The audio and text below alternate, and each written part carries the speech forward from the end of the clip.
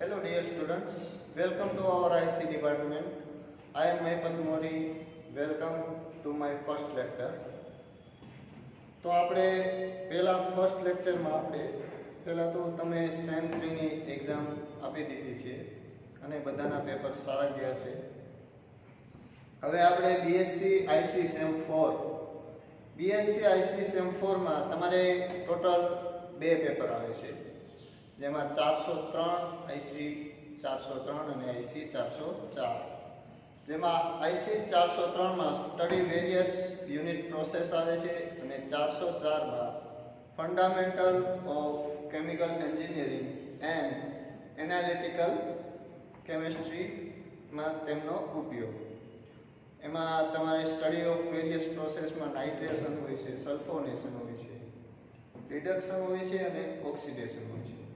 જ્યારે તમારે 404માં paper number 404માં તમારે કેમિકલ કેલ્ક્યુલેશન હોય છે, મટીરિયલ બેલેન્સ હોય, પછી એનાલિટિકલ રિએજન્ટ્સ હોય, ત્યારબાદ મેન્યુફેક્ચરિંગ હોય, એવું બધી આવે છે. જેમાં બંને પેપરમાં 4 યુનિટ હોય છે, જેમાં આપણે 404નું યુનિટ નંબર 3 લઈએ છીએ. તો યુનિટ નંબર 3 છે તમારું એનાલિટિકલ રિએજન્ટ્સ વિથ ધેર એપ્લિકેશન. તો આપણે પેપર નંબર 404 આઈસીએ સીસી 404 જેમાં છે fundamentals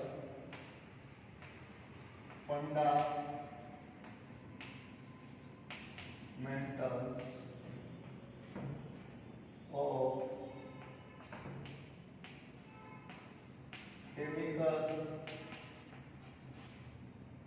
chemical engineering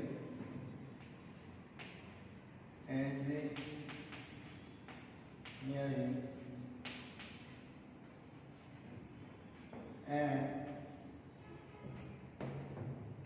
analytical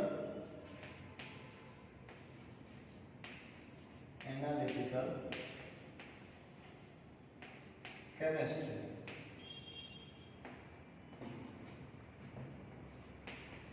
analytical chemistry જેમાં તમારો યુનિટ નંબર 3 છે એ છે એનાલિટિકલ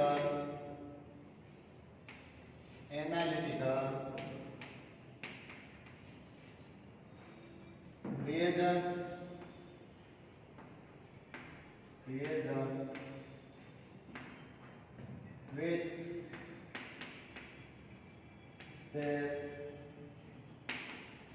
with their application.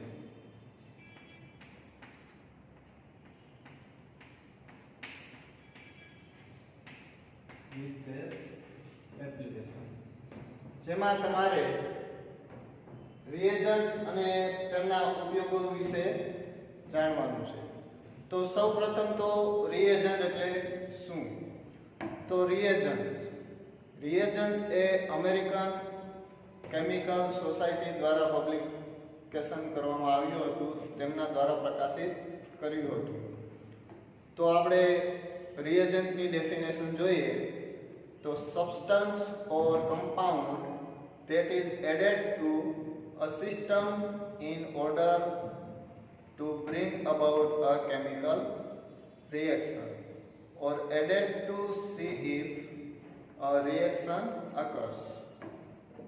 કોઈ પણ રાસાયણિક પ્રતિક્રિયા લાવવા માટે જે સિસ્ટમમાં આપણે ઉમેરવામાં આવતા પદાર્થો હોય અથવા તો સંયોજન અથવા કોઈ પ્રતિક્રિયા થાય છે તે જોવા માટે આપણે રિએજન્ટ ઉમેરીએ છીએ. હવે રિએજન્ટ ટર્મ્સ છે એ રિએક્ટન્ટ સાથે સંકળાયેલું છે. રિએક્ટન્ટ અને રિએજન્ટ એકબીજા સાથે સંકળાયેલા છે, જે શબ્દનો વારંવાર ઉપયોગ થતો હોય છે.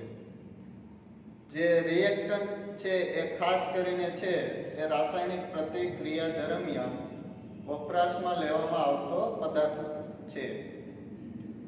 જ્યારે ઓર્ગેનિક કેમિસ્ટ્રીમાં છે એ પદાર્થ શબ્દ અર્થ કોઈ કાર્બનિક હોય પદાર્થના ઈચ્છિત પરિવર્તન માટે જે રજૂ થયેલા હોય, જે રાસાયણિક ઘટક હોય, જેમ કે સંયોજન છે અથવા કોઈ મિશ્રણ છે, સામાન્ય રીતે અકાર્બનિક અથવા નાના કાર્બનિક પરમાણુ હોય, એનો અર્થ રિએજન્ટ અને રિએક્ટન્ટ સૂચવે છે. જેમાં આપણે રિએજન્ટમાં 13 પ્રકારના રિએજન્ટ આપણા સિલેબસમાં ભણવાના છે. જેમાં 13 પ્રકારના રિએજન્ટ્સ અને આપણે તેમાં ઇન્ડસ્ટ્રીયલ સોલ્વન્ટ 5 પ્રકારના ભણીશું. તો એમાં રિએજન્ટ છે એ 13 પ્રકારના, જેમાં એક નંબર છે સોડિયમ કાર્બોનેટ.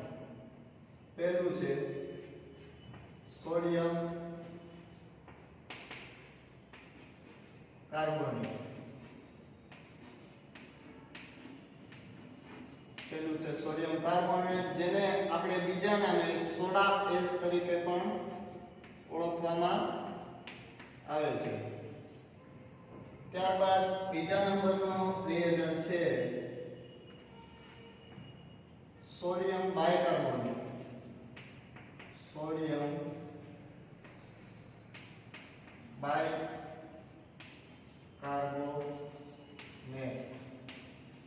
જેને આપણે બીજા નામે સોડિયમ હાઇડ્રોજન કાર્બોનેટ પણ કહેવામાં આવે છે. હાઇડ્રોજન કાર્બોનેટ પણ કહેવામાં આવે છે. ત્યારબાદ તમારું ચોથું રિએજન્ટ છે પોટેશિયમ. ત્રીજું રિએજન્ટ છે સોડિયમ પોટેશિયમ ટાર્ટરેટ. ત્રીજું રિએજન્ટ છે સોડિયમ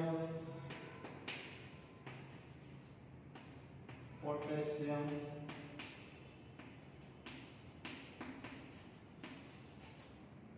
ટાર્ટરેટ.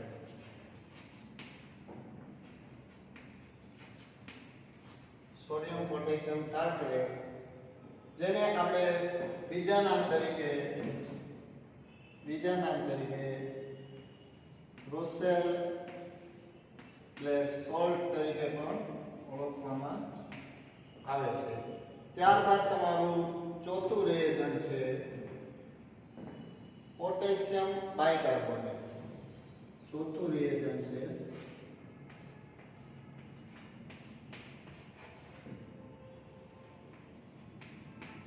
Potassium bicarbonate. ત્યારબાદ તમારું પાંચમું રિએજન્ટ છે ઓક્ઝેલિક એસિડ. પાંચમું રિએજન્ટ છે એ ઓક્ઝેલિક એસિડ. ત્યારબાદ તમારું છઠ્ઠું રિએજન્ટ છે સક્સિનિક એસિડ.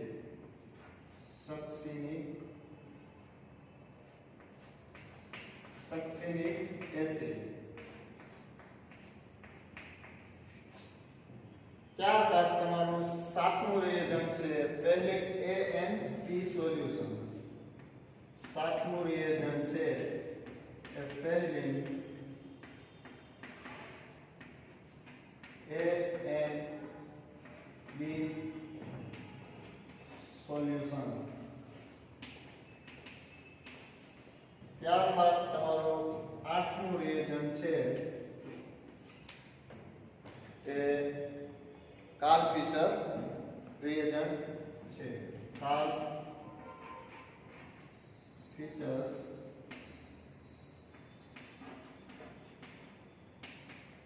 રિએજન્ટ છે. ત્યારબાદ તમારું નવમું રિએજન્ટ છે એ lithium aluminium hydride. Lithium aluminium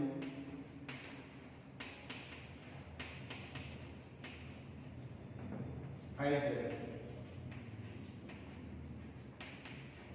જેમને આપણે શોર્ટ નેમ તરીકે LAH તરીકે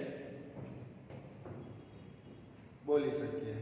ત્યારબાદ તમારું 10મું છે રિએજન્ટ એ નિનહાઇડ્રીન, નિનહાઇડ્રીન. ત્યારબાદ 11મું રિએજન્ટ છે તમારું 11મું રિએજન્ટ છે એ ટેટ્રાઝોલિયમ બ્લુ, ટેટ્રાઝોલિયમ બ્લુ. ત્યારબાદ તમારું 12મું રિએજન્ટ છે મિથાઇલ વાયોલેટ, 12મું રિએજન્ટ છે મિથાઇલ વાયોલેટ.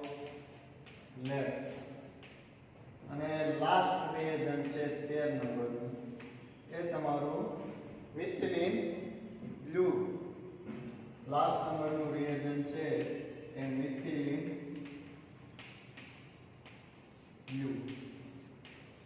હવે તમારે 13 પ્રકારના રિએજન્ટ છે, બરોબર. હવે આ તમારે 13 પ્રકારના રિએજન્ટ તમે અગાઉ જે બીએસસી સેમ 3 માં પ્રેક્ટિકલ્સ દરમિયાન તમે બધા તમારે ઉપયોગમાં આવી જ ગયા હશે. અમુક છે એ નહીં આવ્યા હોય, બાકી બધા જ તમારે રિએજન્ટ આવી ગયા હશે. ત્યારબાદ તમારે ઇન્ડસ્ટ્રીયલ સોલ્વન્ટ્સ હોય છે. ઇન્ડસ્ટ્રીયલ સોલ્વન્ટ્સ તમારે 5 પ્રકારના છે. તેમાં તમારે ઇન્ડસ્ટ્રીયલ સોલ્વન્ટ્સ માં આપણે પહેલું જોઈએ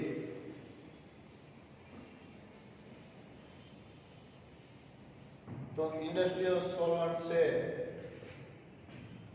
એમાં પહેલું ઇન્ડસ્ટ્રીયલ સોલ્વન્ટ્સ આપણે પહેલું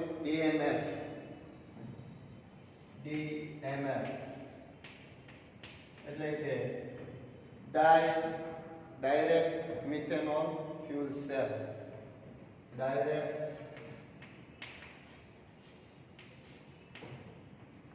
મિથેનોલ ફ્યુલ સેલ. ત્યારબાદ તમારો બીજો ઇન્ડસ્ટ્રીયલ સોલ્વન્ટ છે THF,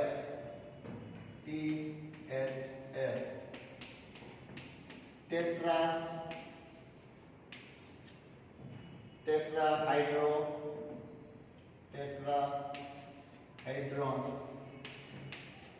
ફ્યુરાન.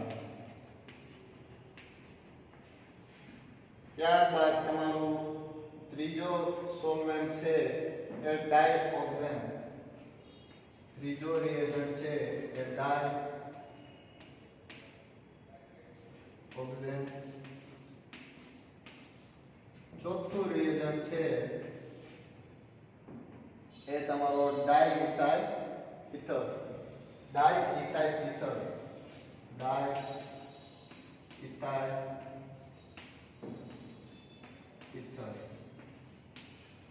અને 5 નંબરમાં આપણે લેશું કેટાલિસ્ટ તરીકે એ છે ઝિયોલાઇટ્સ એસ કેટાલિસ્ટ, ઝિયોલાઇટ્સ એસ કેટાલિસ્ટ. હવે તમારા સિલેબસમાં આટલું છે જે યુનિટ નંબર 3 માં આપણે છે.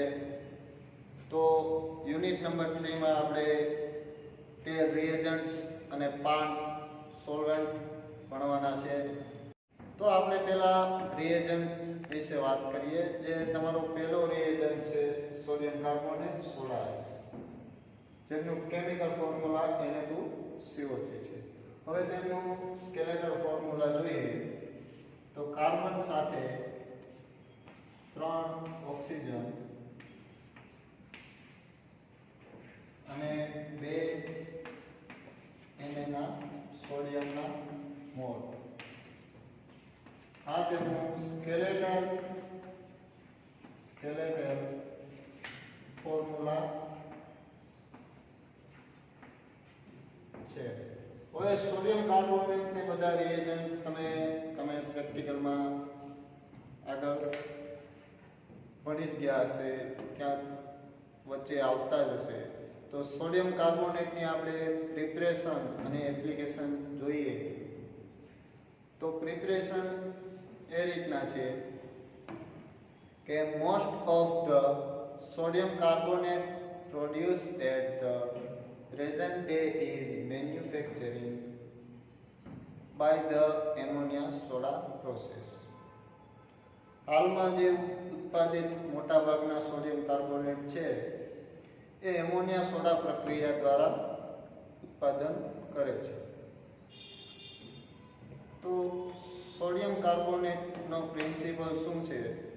તો કે the principle of this method is simple strong brine containing a high concentration of ammonia is passed through a carbonating tower where it is saturated with carbon dioxide under pressure. આ પદ્ધતિનો સિદ્ધાંત એક સરળ છે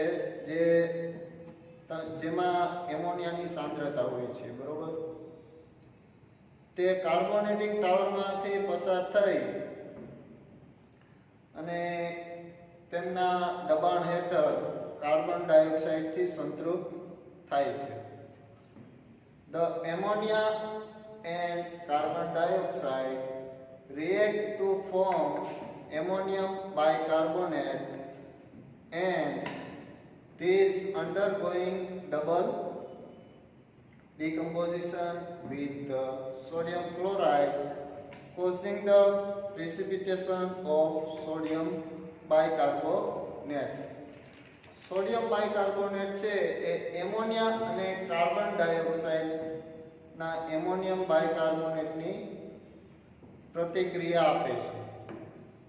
આ સોડિયમ બાયકાર્બોનેટ છે એ sodium chloride સાથે double વિઘટનથી પસાર થતું હોય છે, which is not very soluble in water and is still less soluble in dry. The reactions are reversible, but the greater part of the sodium chloride is converted into sodium bicarbonate. જે પાણીમાં ખૂબ જ દ્રાવ્ય નથી, જે slightly soluble in વોટરમાં જે slightly દ્રાવ્ય છે, જે પ્રતિક્રિયા ઉલટાવી શકાય તેવું હોય છે. પરંતુ સોડિયમ ક્લોરાઇડનો મોટો ભાગ છે એ સોડિયમ બાયકાર્બોનેટમાં ફેરવાઈ જાય છે. તો તેની રિએક્શન આપણે જોઈએ તો એમોનિયા, પાણી અને કાર્બન ડાયોક્સાઇડ મળે. એમોનિયા,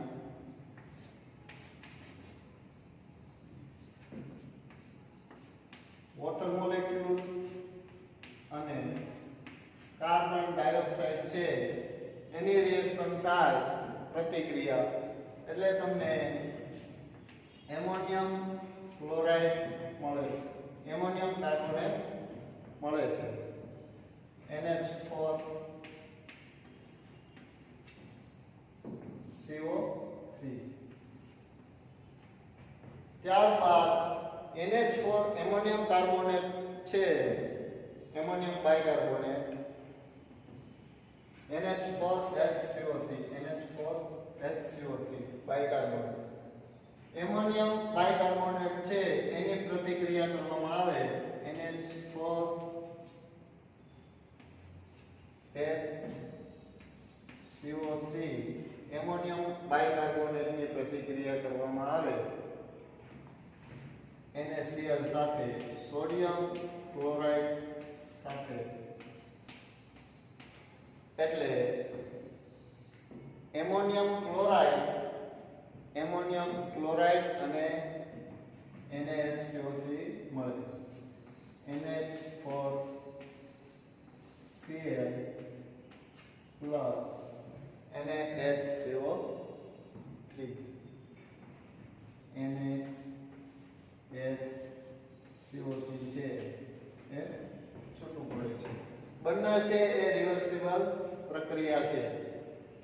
તમે એમોનિયમ બાયકાર્બોનેટ ને NaCl વડે રિએક્શન થાય એટલે તમને એમોનિયમ ક્લોરાઇડ અને સોડિયમ બાયકાર્બોનેટ મળે છે.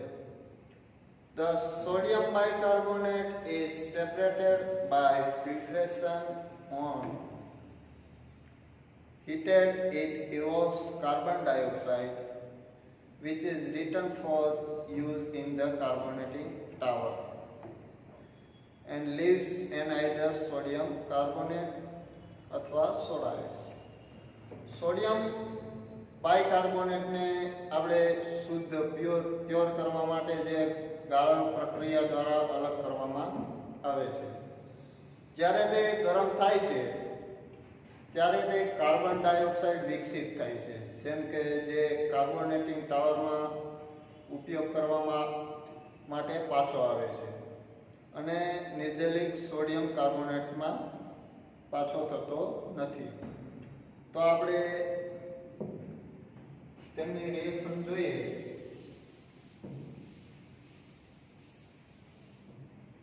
તો Na2NaHCO3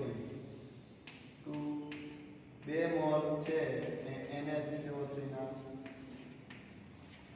લઈ સોડિયમ બાયકાર્બોનેટ એની રિએક્શન આપણે કરીએ એટલે આપણે Na2CO3 સોડિયમ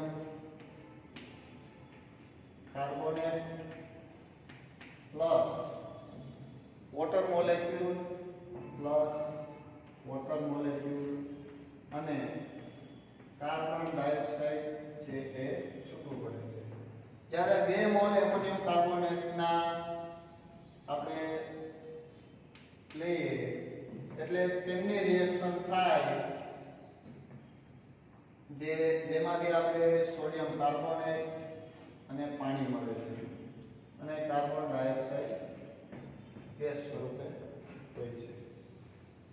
તો આપણે તેમાં જોઈએ કે ડિકાહાઇડ્રેટ જે સોડિયમ કાર્બોનેટ છે, ડિકાહાઇડ્રેટ સોડિયમ કાર્બોનેટ એ સ્ફટિક દ્વારા તૈયાર કરવામાં આવે છે. હવે જે તેમાં જે નીચે મધર આલ્કોહોલ જાણે કે તમે ફિલ્ટ્રેશન કરો તો મધર લિક્વર હોય જે નીચેનું ફિલ્ટ્રેટ એમાં તમારે બાયકાર્બોનેટ અલગ કરવામાં આવે તે ચૂનાને ગરમ કરવાથી જ્યારે એમોનિયા વિકસિત થાય છે. તો એમોનિયા વિકસિત થાય એટલે આપણે કેલ્શિયમ હાઇડ્રોક્સાઇડ લઈ કેલ્શિયમ હાઇડ્રોક્સાઇડ લઈ એમની 2 મોલ એમોનિયમ ક્લોરાઇડ સાથે રિએક્શન થાય એટલે તમને કેલ્શિયમ ક્લોરાઇડ મળે છે. કેલ્શિયમ ક્લોરાઇડ મળે છે. CaCl2 plus 2 mall ammonia 2 mall ammonia અને પાણી છૂટું પડે છે. 2 મોલ પાણી છૂટું પડે છે. હવે the ammonia is used again so that only product of process is calcium chloride. હવે આપણે કેલ્શિયમ ક્લોરાઇડ છે એમની રિએક્શન એમોનિયા ફરીથી વપરાય છે એમાં, જેથી પ્રક્રિયાના ઉત્પાદન દ્વારા જે હોય છે તેમાં માત્ર કેલ્શિયમ ક્લોરાઇડ હોય છે. સોડિયમ કાર્બોનેટ છે એ મોનોહાઇડ્રેટ અથવા મોનોક્લિનિક ક્રિસ્ટલ છે. હવે તેમની પ્રિપરેશન આપણે જોઈ. હવે તેમની પ્રોપર્ટીઝ જોઈએ. સોડિયમ કાર્બોનેટની પ્રોપર્ટીઝ જોઈએ તો સોડિયમ કાર્બોનેટની પ્રોપર્ટીઝમાં તમારે પહેલા પ્રોપર્ટીઝમાં કેમિકલ ફોર્મ્યુલા આવે છે જે તમને અગાઉ કહી દીધું છે. Chemical formula Na2CO3. ત્યારબાદ તેમનો મોલેક્યુલર વેઇટ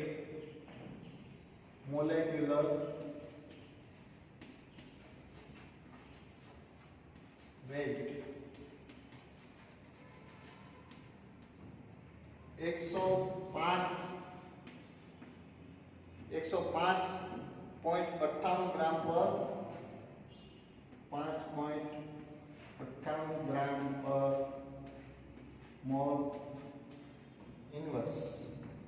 મોલ 105.98 ગ્રામ પર મોલ તેમનો મોલેક્યુલર વેઇટ હોય છે. જ્યારે તે એનહાઇડ્રસ હોય ત્યારે તેમનો મોલેક્યુલર વેઇટ 105.98 હોય છે એનહાઇડ્રસ. ત્યારબાદ તેમની ડેન્સિટી આપણે જોઈએ તો સોડિયમ કાર્બોનેટની ડેન્સિટી છે એ તમારે 2.54 ગ્રામ પર ક્યુબ હોય છે. 2.54 ગ્રામ પર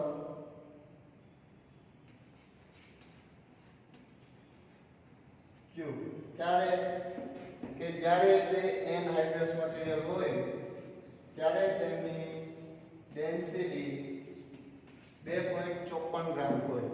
ત્યારબાદ તેમની જે મોનોહાઇડ્રેટ હોય ત્યારે તેમની ડેન્સિટી 2.25 ગ્રામ થઈ જાય છે. 2.25 ગ્રામ પર ક્યુબ. જ્યારે તે મોનોહાઇડ્રેટ સ્વરૂપે હોય ત્યારે. ત્યારબાદ તેમની ડિકાહાઇડ્રેટમાં હોય ડેન્સિટી, જ્યારે તે મટીરીયલ ડિકાહાઇડ્રેટમાં હોય ત્યારે 1.46 ગ્રામ પર ક્યુબ થાય છે. 1.46 ગ્રામ પર ક્યુબ. જ્યારે તે ડિકાહાઇડ્રેટમાં સ્વરૂપમાં હોય ત્યારે, ડિકાહાઇડ્રેટ સ્વરૂપે હોય ત્યારે. પછી તે દેખાવમાં કેવો છે? એપિરિયન્સ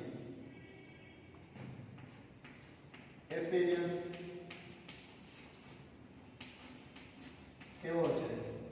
તો કે વ્હાઇટ સોલિડ છે. વ્હાઇટ સોલિડ છે. પછી તેમની સોલ્યુબિલિટી જોઈએ તો તે કેમાં સોલ્યુબલ છે?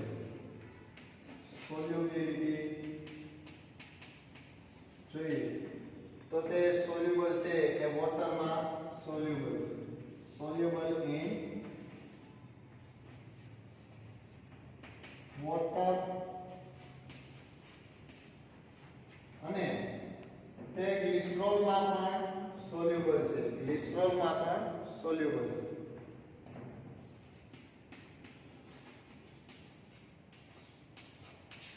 અને તે શેમાં ઇનસોલ્યુબલ છે? જે આપણે જોઈએ તો તે ઇનસોલ્યુબલ છે એ આલ્કોહોલમાં છે એ ઇનસોલ્યુબલ છે. આલ્કોહોલમાં ઇનસોલ્યુબલ છે. હવે તેમની પ્રોપર્ટીઝ આપણે જોઈએ. હવે તેની આપણે એપ્લિકેશન યુઝિસ ક્યાં થાય છે એ જોઈએ. સોડિયમ કાર્બોનેટ છે it is used for glass, bleaching, linen, cotton, processing of solvents, photography છે, neutralizing agent છે જેમ કે સોપ છે, ડિટર્જન્ટ છે, પછી વોશિંગ સોડા છે, હાઉસહોલ્ડ કે ઇન્ડસ્ટ્રીયલ ક્લીનર તરીકે યુઝ થાય છે, પીએચ કંટ્રોલ હોય, વોટર ટ્રીટમેન્ટ હોય. એક્સ્ટ્રા સોડિયમ કાર્બોનેટનો ઉપયોગ છે એ ગ્લાસ, બ્લીચિંગ, ટાઉકની પ્રક્રિયા, ફોટોગ્રાફી વગેરેમાં ઉપયોગ કરવામાં આવે છે. પીએચ નિયંત્રણ છે, પાણીની સારવાર વગેરેમાં ઉપયોગ કરવામાં આવે છે. તેનું રિસ્ક શું છે? તો કે રિસ્ક જોખમ એ આઈસના સંપર્કમાં આવે તો આઈસ છે એ બળવા લાગે છે. તેના સેફટી માટે, સલામતી માટે શું કરવું જોઈએ? જો કે આંખોના સંપર્કમાં આવે એટલે પાણી વડે એને આંખોને ધોઈ નાખવી જોઈએ અને તબીબી કોઈ ડૉક્ટરની સારવાર લેવી પડે. હવે અહીંયા આપણું પહેલું રિએજન્ટ પૂરું થાય છે, સોડિયમ કાર્બોનેટ. હવે બીજું રિએજન્ટ છે એ આપણે સોડિયમ બાયકાર્બોનેટ ચાલુ કરીએ. બીજું રિએજન્ટ છે એ સોડિયમ બાયકાર્બોનેટ.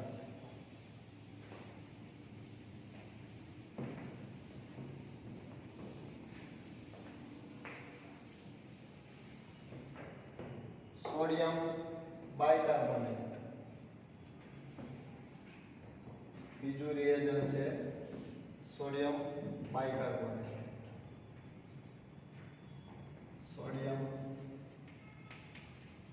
બાયકાર્બોનેટ જેને સોડિયમ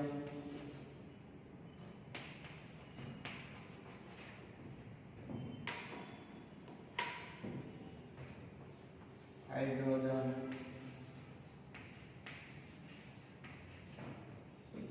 કાર્બોનેટ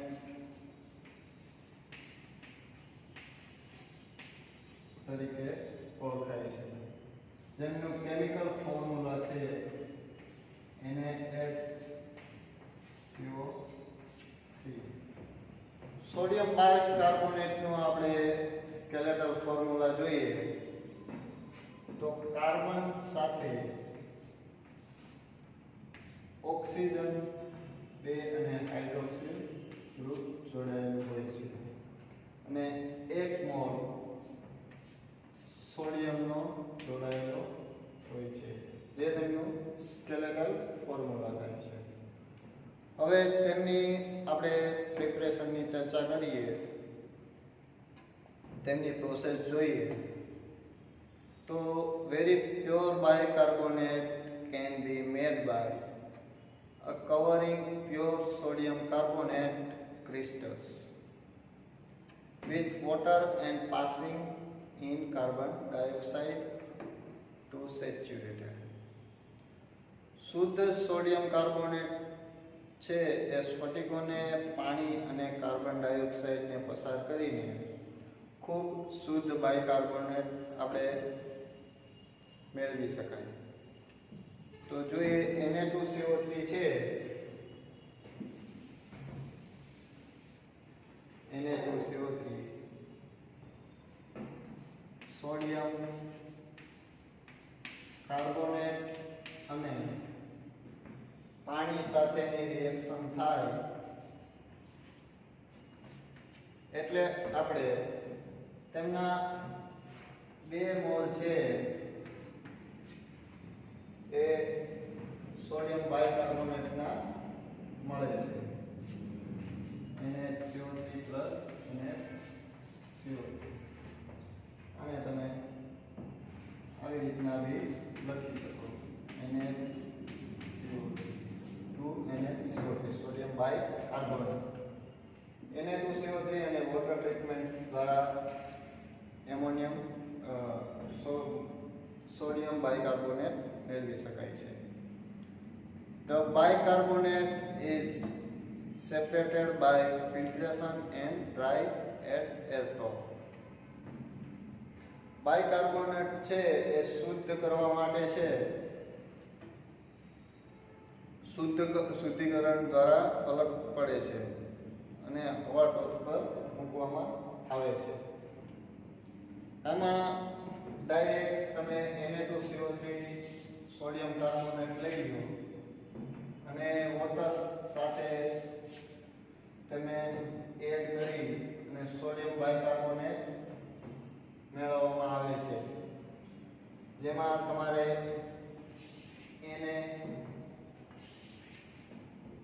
Na ના બે મોલ છે એટલે 2Na છૂટું પડે અને અહીંયાથી CO3 એટલે એને HCO3 છૂટું પડે. ત્યારબાદ તેમની આપણે પ્રોપર્ટીઝ જોઈએ તો પ્રોપર્ટીઝ અગાઉ આપણે સોડિયમ કાર્બોનેટમાં જોઈ. તેમનું કેમિકલ ફોર્મ્યુલા આપણે NH CO3 આપેલું છે, જેનો મોલેક્યુલર વેઇટ છે પ્રોપર્ટીઝમાં મોલેક્યુલર વેઇટ છે એ તમારે 84 ગ્રામ હોય છે, gram mole into inverse, mole into inverse. ત્યારબાદ તેમનો અપેરિયન્સ એટલે દેખાવ, એપિરિયન્સ છે એટલે એમનો દેખાવ, તે દેખાવના સ્વરૂપે કેવો છે તો કે વ્હાઇટ ક્રિસ્ટલ સ્વરૂપે હોય છે, જે તમે પ્રેક્ટિકલ દરમિયાન જોયો જ હશે NH CO3. ત્યારબાદ તેમનો ઓર્ડર કેવો છે, તેમનો ઓર્ડર એટલે કે સ્મેલ એની કેવી છે તો કે ઓર્ડરલેસ છે, ઓર્ડરલેસ છે. ત્યારબાદ તેમની ડેન્સિટી જોઈએ તો તેમની ડેન્સિટી છે એ 2.20 ગ્રામ પર સેન્ટીમીટર ક્યુબ. હવે તેમનું મેલ્ટિંગ પોઈન્ટ છે એ 270 ડિગ્રી સેલ્સિયસ હોય છે. તેમનું મેલ્ટિંગ પોઈન્ટ છે એ 270 ડિગ્રી સેલ્સિયસ હોય છે. ત્યારબાદ તેમની સોલ્યુબિલિટી જોઈએ તો સોલ્યુબિલિટી છે એ વોટરમાં સોલ્યુબલ છે અને આલ્કોહોલમાં ઇનસોલ્યુબલ છે. હવે તેમની એપ્લિકેશન, તેમના યુઝિસ વિશે વાત કરીએ તો તેમનો યુઝિસ છે એ મીઠું અને પાણીના ઉત્પાદનમાં, ખનિજ જે જળ, બેકિંગ પાવડર, અન્ય સોડિયમ ક્ષાર, ફાર્માસ્યુટિકલ્સ, સ્પોન્જ રબર છે, સોના અને પ્લેટિનમ છે એનું પ્લેટિંગ કરવા માટે થાય છે, એરોલ અને રેશમની સારવાર માટે થાય છે, અગ્નિશામક ઉપકરણો, ફાયર એક્સટિંગ્યુશર મીન્સ, સફાઈની તૈયારી, લેબ રિએજન્ટ, પછી માઉથ વોશ, મોં ધોવા માટે વગેરે માટે સોડિયમ બાયકાર્બોનેટ ઉપયોગમાં લેવામાં આવે છે. તો આપણે બે રિએજન્ટની વાત કરી, સોડિયમ કાર્બોનેટ અને સોડિયમ બાયકાર્બોનેટ. તો હવે આપણે આગળના લેક્ચરમાં તમારું ત્રીજું રિએજન્ટ જોઈશું.